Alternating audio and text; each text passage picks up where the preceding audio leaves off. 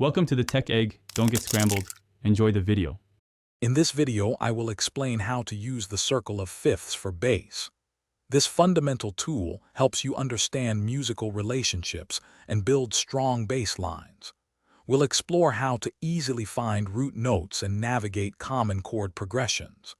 By understanding its structure, you can quickly identify the next logical note, making your bass lines more cohesive and musical. The circle of fifths is your roadmap for creating impactful bass lines. It clearly shows how chords relate, guiding your note choices.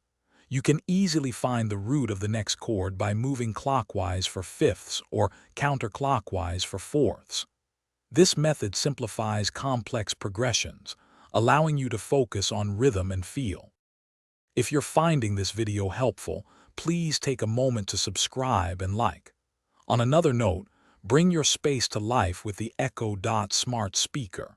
It's perfect for playing your favorite tunes or even practicing your bass lines. You can find a link to it and other great deals in the description below. Now let's get back to the video. For an easy method, start by emphasizing the root and fifth of each chord. This provides a solid foundation for your bass line. Then, explore using adjacent notes on the circle to create smooth transitions between chords.